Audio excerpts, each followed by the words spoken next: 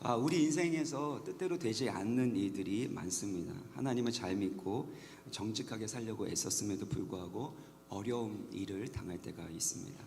하나님 일을 하기 위해서 나름대로 헌신한다고 했는데, 또 하나님의 사역을 열심히 감당한다고 했는데 문제가 터지고 앞길이 가로막힐 때가 있습니다.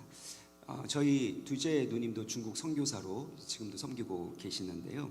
최근 몇 년간 계속해서 중국 정부가 중국 선교사들을 추방하고 있습니다. 그리고 중국 입국 비자를 거부하고 있죠.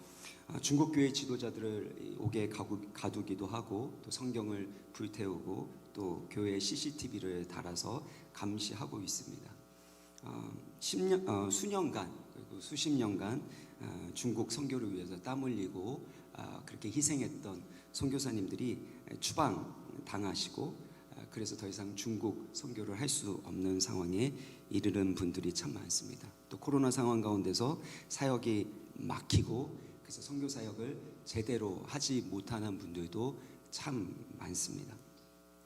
그저 당할 수밖에 없는 상황에서 어떻게 하나님의 통치와 뜻이 이루어질 수 있는가?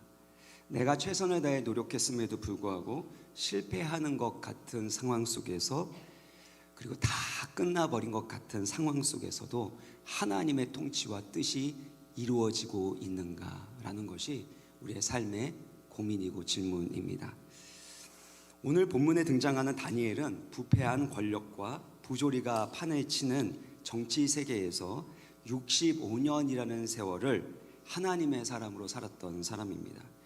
다니엘서 6장 1절을 보시면 다리오 왕이 메데 페르시아의 왕이 되었습니다. 그때 제국의 행정을 정비하게 됩니다. 120명의 지방 장관을 세우고, 그 120명의 지방 장관 위에다가 3명의 총리를 세웁니다. 그리고 그 3명 중에 1명 다니엘을 최고의 총리 자리에 올려서 전국을 다스리고자 했습니다. 다니엘이 그토록 인정받을 수 있었던 것들, 이 새벽에 말씀드리기는 좀 시간이 없기 때문에 핵심부터 말씀을 드리면은요, 결국에는 탁월함과 능력이 있었기 때문입니다. 이 3절을 보시면요, 다니엘은 마음이 민첩했다고 했는데, 이 민첩했다라는 것은 탁월한 영을 소유했다라는 겁니다. 탁월한 영. 그러니까 성령으로 충만해져서 그가 하고 있는 일마다 하나님이 주시는 지혜와 능력 때문에 탁월하게 할 수 있었다라는 겁니다. 두 번째는요, 거룩함과 도덕성을 가지고 있었다라는 것입니다. 4절을 보시면 그가 충성되어 아무 그릇됨도 없고 아무 허물도 없었다라고 얘기하는 거죠. 그래서 탁월함과 거룩함, 그리고 능력과 도덕성, 이 모든 것을 겸비한 사람이 바로 다니엘이었습니다. 우리 청년들도 그렇고 다니엘도, 우리 다음 세대도 그렇고, 이런 탁월함과 그리고 도덕성, 이 모든 것을 갖추는 다니엘과 같은 사명자 되기를 주의 이름으로 축원합니다. 근데 문제는 이거예요. 이 탁월함과 거룩함, 능력과 도덕성을 가지면 무엇합니까? 다리오 왕이 다니엘을 제국을 다스리는 국무총리로 이렇게 세우려고 했는데, 그러면 무엇합니까? 오히려 그것 때문에 다니엘은 죽을 위험에 처하게 되었습니다. 7절을 보시면 왕이여, 그것은 곧 이제부터 30일 동안에 누구든지 왕 외에 어떤 신에게나 사람에게 구하면 사자굴에 던져 넣기로 한 것이니이다. 바벨론은 보통 이렇게 사형을 집행하게 될 때 불로 했죠. 그래서 다니엘의 세 친구는 풀무불로 이렇게 집행을 했는데, 페르시아에서는 이 불을 신성시했습니다. 그래서 사자를 통해서 사형을 집행을 했습니다. 당시 다리오 왕은 바벨론을 멸망시키고 메데 페르시아의 왕이 되었기 때문에 이 법을 통해서 새로운 왕국을 아주 중앙 집권으로 안정되게 세울 수 있을 거라고 생각했습니다. 왕 외에 어떤 신이나 어떤 사람에게도 기도하지 못하도록 하는 것이니까요. 근데 사실 이것은 다른 총리들과 정치인들이 다니엘을 제거하기 위해서 정치적 음모를 꾸민 것입니다. 시간상 짧게 말씀드리면, 먼저는 다니엘을 낙마시키려고 하는 시기와 질투입니다. 내가 받아야 될 존경, 내가 앉아야 될 그 자리에 누군가가 앉아 있으면 우리는 시기하고 질투하게 되어 있습니다. 높아지고 사랑을 받게 되면 당연히 시기하고 질투받게 되어 있습니다. 두 번째는 인종차별이고요. 세 번째는 정직한 다니엘이 총리가 되면 그 다음에는 어떻게 해요? 다른 부패한 정치 권력들의 부정부패가 드러나게 되고, 그래서 그들이 가지고 있는 기득권과 이권을 빼앗길 것에 대한 두려움이 있었기 때문입니다. 그러니까 시기와 질투, 인종차별, 그리고 자기의 기득권, 이권이 뺏길 것 같은 두려움 때문에 법률을 만든 겁니다. 이처럼 국가 정책이나 정치적인 결정들, 이것들이 결국엔 그 밑에 흐르는 지하수는 인간의 욕망과 이권이라는 겁니다. 사람들이 하는 많은 결정들의 배후에도요, 개인의 욕망과 집단의 이권이 깊이 관여되어 있다는 것을 부정할 사람은 아무도 없습니다. 다니엘은 이렇게 부당하고 부조리한 상황 가운데서 무엇을 하죠? 6장 10절을 우리 다 같이 한번 읽어보도록 하겠습니다. 시작. 다니엘이 이 조서에 왕의 도장이 찍힌 것을 알고도 자기 집에 돌아가서는 윗방에 올라가 예루살렘으로 향한 창문을 열고 전에 하던 대로 하루 3번씩 무릎을 꿇고 기도하며 그의 하나님께 감사하였더라. 사자굴에 들어가 죽을 것을 알매도 불구하고 기도하지 말아야 되는데도 오히려 다니엘은 기도하고 있다라는 것입니다. 어제도 말씀드린 것처럼 30일 정도 기도 안 하는 게 뭐가 대수입니까? 사실 우리가 식사기도 하는 데 있어서도 남 보기에 좀 부끄럽기도 하고, 그리스도인이라는 것 자체가 부끄러운 게 아니라 남이 나를 그리스도인이라고 얘기했을 때 혹시 내가 하나님께 누를 끼치는 건 아닐까라는 생각 때문에 자신감 있게 기도하지 못하는 경우도 있다고 하죠. 사실 다니엘은 80이 넘은 상황이었습니다. 페르시아 최고의 총리가 되어서 마지막 사명의 불꽃을 태울 수 있습니다. 어제 말씀드린 대로 다니엘이 총리가 되면 그러면 유대 민족을 위하여, 자기 민족을 위해서 할 수 있는 일이 참 많아요. 부조리한 법령들, 부조리한 어떤 여러 가지 일들을 다 고칠 수 있는 기회를 얻을 수도 있습니다. 그래서 30일만 기도하지 않으면 돼요. 아니, 30일만 몰래, 아무도 몰래 기도하면 됩니다. 그런데 다니엘은 전에 하던 대로 창문을 열고 예루살렘을 향하여 기도하면서 감사했더라는 것입니다. 다니엘은 어떤 상황, 특별히 생명의 위협이 주어지는 그런 상황에서도, 그리고 자기가 가지고 있는 모든 가장 좋은 것들을 다 잃어버릴 수 있는 위기의 상황에서도 하나님만을 의지하고 자기의 신앙을 지킬 뿐만 아니라 자기가 하나님의 백성인 것을 증거하고 드러냈다는 것입니다. 어떻게 그게 가능할까요?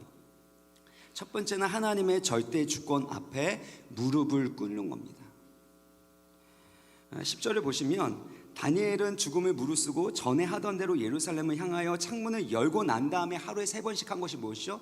무릎을 꿇고 기도했다라는 겁니다. 예루살렘 성전은 하나님의 임재와 언약을 상징합니다. 그리고 무릎을 꿇는다라는 것은 관절을 사실은 꺾는 거죠. 누군가가 여러분의 팔을 꺾는다면 무척이나 자존심 상하고 수치스러운 일일 겁니다. 그리고 옛날에 우리가 어르신들한테 혼날 때 무릎 꿇어라고 하는 거죠. 그건 뭐죠? 항복하라는 겁니다. 숙이고 들어가라는 거죠.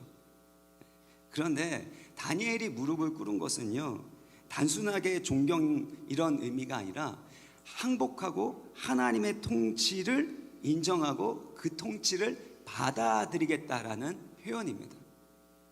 사랑하는 여러분, 우리의 몸과 마음은 연결되어 있어요. 그래서 손을 들 때 사실은 그 손을 드는 행위 자체가 사실 하나님을 향한 예배의 표현이기도 하고 또 우리의 마음의 표현이기도 합니다. 그래서 하나님 앞에 기도하게 될 때 서서 기도하는 것도 좋고 앉아서 기도하는 것도 좋지만 나의 관절을 꺾어서, 나의 자존심을 꺾어서, 내가 주인 되려고 하는 나의 이 자아를 꺾어서 하나님 앞에 무릎 꿇게 될 때 하나님의 통치와 은혜를 우리는 더 풍성하게 누릴 줄 믿습니다.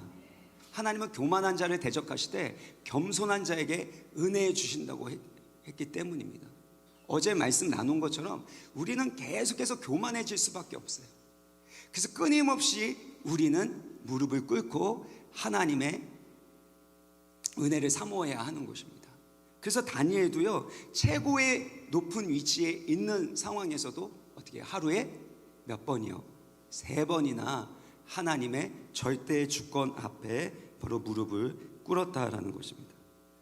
내가 세상에서 살고 있지만 세상의 왕과 국가에 절대적인 권위를 두지 않습니다. 오직 하나님께서 절대 주권과 통치권을 가지고 계십니다. 이게 다니엘의 믿음이었습니다. 어떻게 기도하면 사자굴에 들어간다는 그 절체절명의 위기 가운데서 다니엘은 계속해서 그 믿음을 지키고 기도할 수 있었습니까? 그것은 앞선 이들 때문입니다. 꿈을 꿨죠. 느부갓네살이 꿈을 꿨을 때 그때 결국에는 그의 높은 교만한 마음 때문에 3년 반 동안 정신 나간 우광병에 걸린 그런 사람처럼 짐승처럼 살아가게 될 것이라는 그 해석을 다니엘이 해줬습니다. 그리고 나서 했었던 말이 25절에 보면 지극히 높으신 이가 사람의 나라를 다스리시며 자기의 뜻대로 그것을 누구에게든지 주시는 줄 아시리이다. 한 장만 더 가게 되면 벨사살 왕도 사실은 오만 방자하기 그지 없었습니다. 하나님의 성전에 있는 그릇들을 가지고 그 그릇으로 술을 마시기 시작했습니다. 그때 하나님의 손가락이 그 앞에 나타나게 되고 벽에 글씨가 쓰여지는데 그게 메네 데겔 우바르신이죠. 메네라는 것은 세었다라는 겁니다. 메네 세었다 데겔 무게를 달다. 그러니까 저울질을 했다라는 겁니다. 그리고 우바르신은 나누다라는 뜻입니다. 그러니까 벨사살 왕을 저울에 달았는데 부족했다라는 겁니다. 그래서 그를 나눠서 결국엔 다른 사람에게 주었다라는 거죠. 결국에는 하나님께 돌려야 될 그 영광을 자기가 취했을 때 하나님은 벨사살 왕을 찢으셔서 나누시고 폐위시키셨다라는 것입니다. 이 모든 과정을 통해서 다니엘은 개인의 흥망성쇠뿐만 아니라 제국의 흥망성쇠도 다 하나님께 달려있다라는 것을 배우게 되었던 것이에요. 하나님은 끊임없이 우리 가운데 가르쳐 주십니다. 다니엘서 2장에 보면 느부갓네살이 꿈을 꾸었는데 그때는 어때요? 큰 높은 그 금신상이 세워지게 되죠. 그런데 다니엘의 세 친구를 통해서 결국에는 그 모든 것들은 다 깨어지고 무너질 것이라는 것들을 사실 보여주고 다니엘의 세 친구는 그런 재방송의 믿음 갖게 되었던 거 말씀드렸습니다. 이처럼 하나님은 계속해서 우리 가운데 절대 주권 신앙을 가르쳐 주신다라는 것입니다. 너가 주인이 아니라 내가 왕이다 라는 것을 말씀하시는 거예요. 사랑하는 여러분, 여러분의 가정에서 여러분의 직장에서 누가 여러분의 주인이고 보스가 되십니까? 모든 인사 결정권이 하나님께 있으면 여러분 믿으십니까? 나의 생사 결정권, 나의 인생의 모든 것을 작정하기는 하나님께 달려있음을 믿으시기를 바랍니다. 잠언서 16장 33절에 보면 제비는 사람이 뽑으나 모든 일을 작정하기는 여호와께 있느니라. 두 번째는 언약의 말씀이 성취될 것을 믿고 기도하는 것입니다. 다니엘이 예루살렘을 향하여 기도한 이유가 무엇일까요? 제가 고3 때 또 그전에도 몇 번 해봤는데요, 시험 보기 전에 성경책을 베고 잤습니다. 내일 시험 진짜 잘 보고 싶었거든요. 근데 공부가 조금 부족한 것 같아요. 그래서 성경책 베고 자면 삼투압의 원리에 따라 이 성경의 풍성한 은혜가 저의 부족한 머릿속으로 들어오지는 않을까라고 하면서 그렇게 머리를 베고 잤는데 목만 더 아프고 성적도 뭐 공부한 만큼만 나오고 그랬습니다. 사실 그렇게 하는 거는 간절한 기대이면서도 미신이죠. 예루살렘을 향하여 창문을 열고 기도하는 것은 어떤 의미일까요? 열왕기상 8장 48절에 보면 솔로몬 왕의 기도가 나옵니다. 자기를 사로잡아 간 적국의 땅에서 온 마음과 온 뜻으로 주께 돌아와서 주께서 택하신 성읍과 내가 주의 이름을 위하여 건축한 성전이 있는 쪽, 바로 예루살렘 성이죠. 예루살렘 성전을 향하여 주께 기도하거든.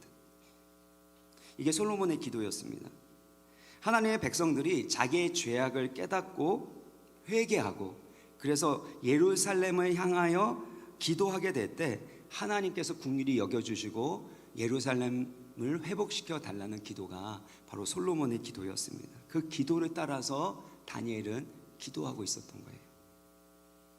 더더욱이 다니엘은 보다 분명한 하나님의 언약의 말씀을 붙들고 기도했습니다. 다니엘서 9장 2절을 보시면은요, 다리오 왕 통치 원년입니다. 그때 다니엘이 깨달은 게 있어요. 책을 통해 여호와께서 말씀으로 선지자 예레미야에게 알려주신 그 연수를 깨달았나니 곧 예루살렘의 황폐함이 70년 만에 그치리라 하신 것이라. 바벨론 포로로 잡혀간 하나님의 백성들이 결국에는 해방케 된대요. 그 포로에서 해방되어서 귀환케 된대요. 근데 그 시기가 70년이라는 이 예레미야의 말씀, 예레미야를 통해서 주신 하나님의 말씀을 다니엘은 깨닫게 된 것입니다. 그래서 예루살렘 성을 향하여 기도한 거예요. 내가 지금 이 페르시아의 가장 높은 지위에 있지만 이 나라 또한 결국엔 무너질 수밖에 없다라는 것을 알았던 겁니다. 그 자기가 가지고 있는 정치적인 권세, 능력, 방법, 자기가 법령을 만들기 위해서 노력하는 그 어떤 것으로도 할 수 없는 일을 하나님이 지금 준비하고 계시는구나. 70년이라는 수가 차게 되면, 그 연한이 차게 되면 하나님의 백성들이 다시금 돌아오게 될 것이구나 라는 역사의식을 가지고 있었다는 것입니다. 다니엘은 바벨론 학문과 역사를 꿰뚫고 있는 최고의 지식인이었습니다. 그러나 그의 역사의식은 성경에 깊이 뿌리내리고 있었습니다. 첫날에 말씀드린 것처럼 우리는 모든 일과 모든 상황을 하나님의 안경, 하나님의 렌즈로 바라봐야 합니다. 성경의 안경으로 바라보고 모든 일을 하나님의 말씀으로 해석할 수 있는 믿음의 실력을 갖추시기를 주의 이름으로 축원합니다. 뿐만 아니라 이 세상을 향한, 우리의 가정을 향한, 나의 일터를 향한 하나님의 마음과 뜻을 분별할 수 있는 성경적 지혜를 얻으시기를 주의 이름으로 축원합니다. 다니엘의 기도는 하나님의 말씀에 대한 깊은 열정에서부터 나오는 것입니다. 그냥 내 안에 있는 간절한 소원을 그냥 아뢰는 게 아닙니다. 나 힘듭니다. 주님 지금 죽을 위기 가운데 있습니다. 그래서 기도하면 저 죽는데 그래도 어떻게 합니까? 주님께 부르짖어야지만 하나님이 응답하신다니까. 이렇게 자기에게 갇혀있는, 자기의 소원에 갇혀있는 기도를 한 것이 아니라 온 우주 만물을 통치하시고 역사를 이끌어 가시는 그 하나님의 언약, 말씀을 의지하여 기도했다라는 것입니다. 사랑하는 여러분, 우리가 말씀을 배워야 되는 이유는 우리의 삶의 현장에서 하나님의 관점으로 바라보고 해석하고 하나님의 뜻대로 살아가기 위한 것임을 믿습니다. 뿐만 아니라 우리가 구하는 것이 하나님의 마음에 합당한 것, 하나님이 우리의 삶 가운데 이루기 원하시는 가장 귀하고 선한 것인 것을 분별하기 위하여, 깨닫기 위하여 우리는 말씀을 배우고 읽고 암송해야 한다라는 것입니다. 상황이 힘들고 어려울수록 여러분 하나님 말씀을 펴놓고 기도하시길 바랍니다. 덮어놓고 믿지 마시고요, 펴놓고 믿으셔야 돼요. 그러니까 불이 너무 깜깜하면요, 때로는 여러분의 영성이 대단하다라는 생각이 듭니다. 요즘에 휴대폰이 있으니까, 성경 말씀 휴대폰으로도 다 볼 수 있으니까, 아니면 암송 다 하고 계시니까 그럴 수도 있는데, 이거 웃으라고 하는 말씀인데 안 통하는군요. 죄송합니다. 상황이 힘들고 어려울수록 나의 생각, 나의 잡생각, 나의 기도 제목 그 자체에 갇히지 말고 나를 향하신 하나님의 계획과 뜻이 담겨져 있는 이 언약의 말씀을 붙드시고 묵상하시고 말씀으로 기도하시길 바랍니다. 세 번째는 날마다 은혜의 창문을 여는 믿음의 습관을 만들어 가야 합니다. 다니엘은 예루살렘을 향하여 창문을 열고 기도했지요. 근데 이것은 역설적인 장면입니다. 우리가 볼 때는 아이러니한 거예요. 강력한 세상 나라가 무너뜨린 예루살렘입니다. 아주 초라한, 황폐한 예루살렘이에요. 근데 그 예루살렘, 무너져버린, 사실은 제대로 보이지도 않는 황폐한 예루살렘을 향하여 창문을 열고 하나님께 왜 기도했을까요? 그것은 그 일들 또한 하나님이 하셨음을 믿기 때문입니다. 1장 2절을 보시면 중요한 건 뭐죠? 주께서 유다 왕 여호와김과 하나님의 전 그릇 얼마를 그의 손에 누가 넘기십니까? 주님께서 넘기시는 거죠. 주님께서 하셨죠. 그리고 주님께서 약속하신 대로 또한 회복시키실 것을 다니엘은 믿었기 때문에 초라해 보이는 그 예루살렘 성을 향하여, 그 비참하고 황폐한 예루살렘 성을 향하여 기도했다라는 것입니다. 자신의 노력과 정치적 능력으로 예루살렘의 회복이 일어나는 것이 아님을 다니엘은 깨달았기 때문에 예루살렘을 향하여 죽음의 위협 가운데서도 기도했다라는 것입니다. 당할 수밖에 없는 연약한 자의 위치에 있습니다. 부조리한 상황 가운데 있습니다. 자신의 정치 생명은 이제 끝났다라는 생각이 듭니다. 그때에도 다니엘은 하나님의 뜻과 계획이 반드시 나의 삶 가운데, 바로 나의 나라 가운데 이루어질 것을 믿었다라는 것입니다. 그래서 예루살렘을 향하여 창문을 열었어요. 다니엘은 아마 큰 창문을 이렇게 열었을지 모르겠습니다. 근데 우리는 작은 창문일 수 있죠. 그런데 이 창문이라는 것은요, 고통스러운 현실을 이렇게 피해서 뭔가 위로와 힘을 얻기 위해서 하나님을 향하는 그런 차원이 아닙니다. 절대 주권을 가지고 계신 그 하나님의 은혜와 통치가 다니엘의 삶 가운데 침투하여 들어오게 되어지는 수단과 통로가 바로 창문이었다라는 겁니다. 하나님의 통치, 하나님의 은혜 없이면 살아갈 수 없습니다 라는 이 믿음 때문에 창문을 연 거예요. 사랑하는 여러분, 어떤 상황에서도 은혜의 창문을 여시기를 바랍니다. 그 은혜의 창문을 통해서 하나님께서 우리 가운데 찾아오시고 역사하기 시작한다라는 것입니다. 취업의 문이 막힌 것 같고 관계의 문이 막힌 것 같습니까? 나의 인간적인 가능성의 문이 닫혔을 그때에 은혜의 창문을 활짝 여시기를 바랍니다. 반드시 하나님의 절대 주권과 그 언약의 신실함이 우리의 영혼 가운데, 우리의 삶 가운데 침투하여 들어오고 결국에 우리를 향하신 하나님의 뜻을 이루실 것을 믿으시기를 바랍니다. 특별히 이 은혜의 창문을 여는 것과 함께 그때마다 다니엘이 했었던 것이 10절을 보시면요, 그의 하나님께 감사하였다라는 겁니다.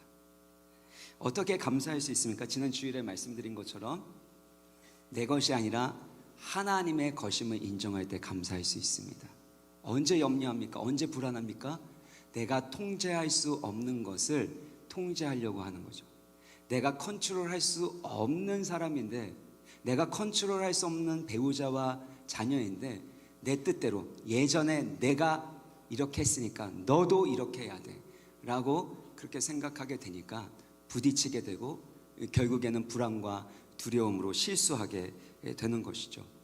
그래서 염려가 올 때마다 어떻게 해야 됩니까? 내가 컨트롤할 수 없는 것을, 모든 것을 다스려 주시는 하나님께 맡겨드리는 겁니다. 모든 염려를 하나님께 맡겨드리는 이 기도는 바로 하나님이 주인 되어 주심을, 내가 주인 되지 않고 하나님이 주인 되심을 인정하고 표현하는 것입니다. 그래서 다니엘은요, 어떤 상황에서도 이 염려를 기도로 바꿨을 뿐만 아니라 감사했다라는 겁니다. 빌립보서 4장 7절, 6절 7절 우리 한번 암송해 볼까요? 띄어놨지만 암송하는 것처럼 해보겠습니다. 시작. 아무것도 염려하지 말고 다만 모든 일에 기도와 간구로 너희 구할 것을 감사함으로 하나님께 아뢰라. 그리하면 모든 지각에 뛰어난 하나님의 평강이 그리스도 예수 안에서 너의 마음과 생각을 지키시리라. 내가 지금까지 살아온 것이 하나님의 은혜이고 앞으로도 하나님의 은혜로 살아가는 것을 우리가 믿을 때에, 그 은혜를 깨닫게 될 때에 우리는 어떤 상황에서도 감사할 수 있다라는 것입니다.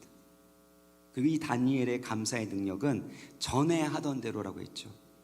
전에 하던 대로 습관에 따라서 다니엘은 기도하고 감사했습니다. 예수님도 습관에 따라 산에 올라가셔서 기도하셨습니다. 실력은 반복되는 꾸준함에 있습니다. 루틴을 만들고 습관을 만들어서 그것을 행동에 옮길 수 있게 되는 것이, 그것이 습관입니다.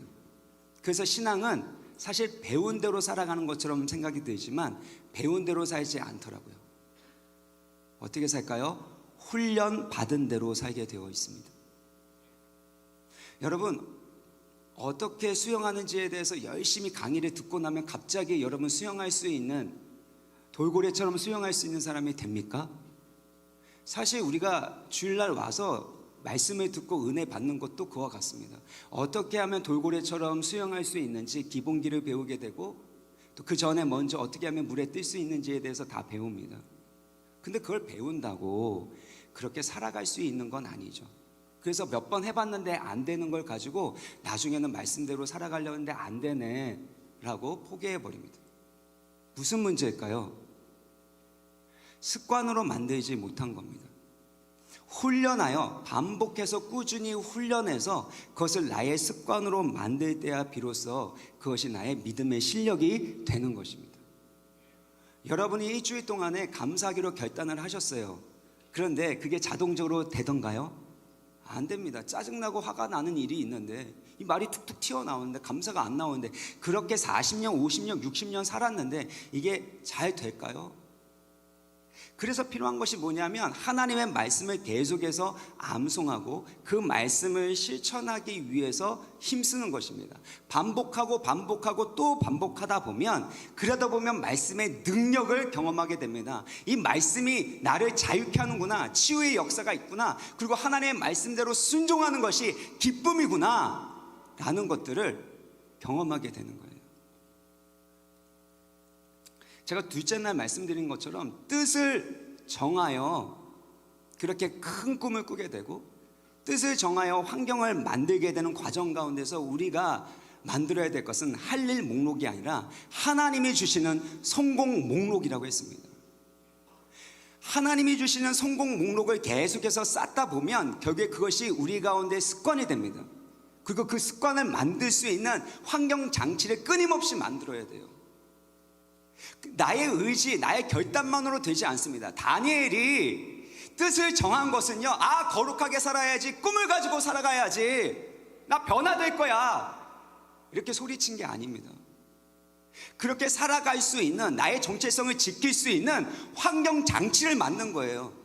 왕의 음식과 포도주 이것만은 안 하겠다. 이것을 통해서 나는 하나님의 거룩한 백성이고 나의 모든 삶은 하나님의 절대 주권 가운데 있습니다. 나는 하나님의 은혜로 살아갑니다 라는 것을 깨닫게 만들어주는 그 환경을 조성했던 것입니다. 그러므로 사랑하는 여러분, 우리가 특세 가운데서 은혜 받는 것도 중요하지만 특세 이후에 계속해서 은혜의 창문을 여는 것, 어떤 상황에서도 모든 염려를 기도로 바꾸는 감사의 훈련을 하시기를 바랍니다. 그때 놀라운 하나님의 역사하심을 경험하게 될 거예요. 일주일간 완주하시면서 여러분 기도했었던 것들이 있지 않습니까? 그 기도 제목을 계속해서 올려드리세요. 감사함으로 올려드리시기 바랍니다. 반드시 하나님이 일하십니다. 그러면 여러분의 인생 노트에는 할 일 목록을 써내려가는 게 아니라 하나님이 주시는 성공 목록을 써내려갈 줄 믿습니다. 하나님이 주신 응답 노트를 써내려갈 수 있습니다. 이를 위하여 여러분의 인생 노트를 감사의 제목으로 가득 채우시기를 주의 이름으로 축원합니다. 다니엘이 이처럼 죽음을 두려워하지 않고 하나님의 통치와 절대주권과 언약을 붙들고 기도했습니다. 결국에는 사자굴에 던져지게 되었습니다. 그때 결과가 6장 23절인데요. 우리 같이 한번 읽어보도록 하겠습니다. 시작. 왕이 심히 기뻐서 명하여 다니엘을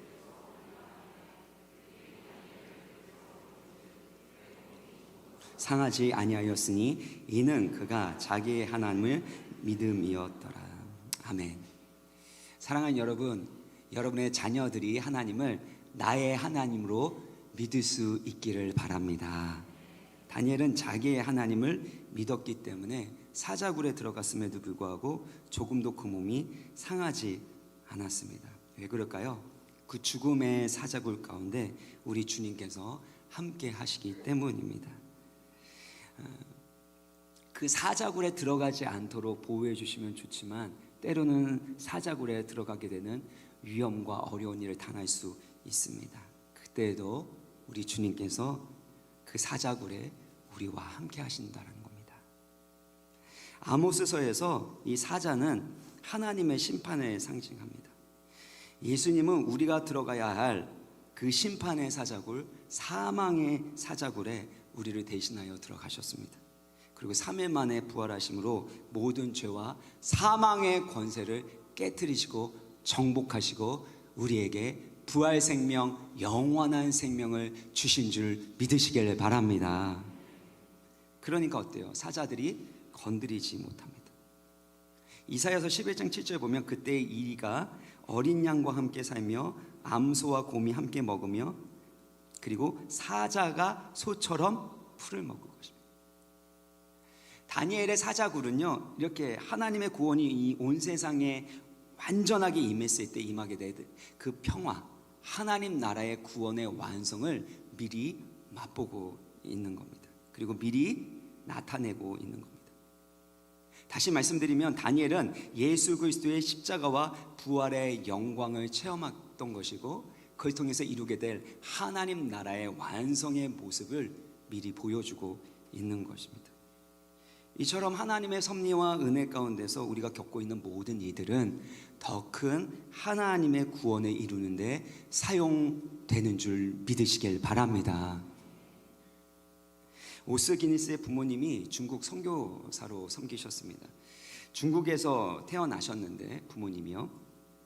근데 영국에 가셔서 의사로 공부를 하시고 그 다음에 의사가 되신 다음에 다시금 중국 선교사로 들어왔습니다. 메뚜기 떼 때문에 사랑하는 두 자녀를 먼저 천국으로 보내게 됩니다. 중국 선교를 위해서 자녀를 잃어버리는 또 그 밖에 수많은 그런 희생과 대가 지불을 했습니다. 그런데 1949년 중국 공산당 혁명으로 인해서 이 오스기니스의 부모님이 체포되고 결국엔 중국에서 쫓겨나게 됐습니다. 많은 사람들이 그들의 사역이 이제 실패했다고, 그리고 그들이 했었던 그 희생과 그 사역이 낭비된 것이라고 그렇게 말했습니다. 그때 오스기니스의 아버지가 그동안의 사역이 낭비되었다고 말하는 사람들에게 이와 같이 말합니다. 낭비되었다고요? 우리는 씨앗을 뿌리는 특권을 누렸고 현재 일어나는 일은 하나님께 달려있죠. 다시 읽겠습니다. 낭비되었다고요? 우리는 씨앗을 뿌리는 특권을 누렸고 현재 일어나는 일은 하나님께 달려있죠. 그 당시에 중국 선교가 시작된 지 한 150년 정도 지난 때였다고 합니다. 근데 그리스도인이 75만 명밖에 되지 않았다고 합니다. 그런데 공산주의 독재 정권 밑에서 50년이 지난 거예요. 3분의 2 정도가 지난 거죠. 50년이 지났을 때 그리스도인이 1억 명 이상이 되었다라는 것을 여러분 잘 아실 겁니다. 고난과 핍박 가운데서 기독교가 말살된 것이 아닙니다. 고난과 핍박 가운데서 기독교가 약화된 것이 아닙니다. 오히려 더 강력한 성령의 역사와 복음의 진보가 일어나게 되었다라는 것입니다. 우리의 생각과 다르게 하나님은 보이지 아니하는 그 손길로 우리의 삶 가운데, 역사 가운데 일하고 계십니다. 로마서 8장 28절 정말 사랑하는 말씀인데요. 같이 한번 우리 읽겠습니다. 시작. 우리가 알거니와 하나님을 사랑하는 자 곧 그의 뜻대로 부르심을 입은 자들에게는 모든 것이 합력하여 선을 이루느니라. 아멘. 우리가 컨트롤할 수 없는 것, 그것을 하나님께서는 컨트롤하시고 다스리고 계시는 줄 믿으시길 바랍니다. 모든 것이 하나님의 섭리 가운데 있는 거예요. 좋은 일이든 나쁜 일이든, 잘한 일이든 못한 일이든, 성공한 일이든 실패한 일이든, 행복한 일이든 불행한 일이든, 하나님의 섭리 가운데, 하나님의 은혜의 손길, 선하신 손길 가운데서는 모든 것이 합력하여 선을 이루게 하시는 줄 믿습니다. 그렇기 때문에 소망이 생기는 거죠. 그래서 살 수 있는 거죠. 그래서 모든 염려를 감사의 기도로 바꿀 수 있는 것이죠. 말씀을 마무리 짓겠습니다. 그동안 우리가 살아온 모든 것들이 하나님의 은혜였죠. 그렇기 때문에 아무리 고통스럽고 힘든 환경이라고 할지라도 그게 은혜의 창문을 열면 하나님이 다스려 주시고 가장 선하게 인도하여 주실 줄 믿습니다. 나의 생각을 따라, 내 고민, 내 마음에 있는 우울하고 외로운 그 감정을 따라 기도하는 것이 아니라 그 모든 것들을 하나님 앞에 쏟아놓지만 하나님의 언약의 말씀을 묵상하시고 그 말씀을 암송함으로 기도하시기를 바랍니다. 말씀으로 기도하고 말씀으로 모든 일을 해석함으로 말미암아 여러분을 향한, 우리 교회를 향한, 이 나라 민족을 향한 하나님의 선하시고 기뻐하신 뜻이 온전하게 이루어지기를 주의 이름으로 축원합니다.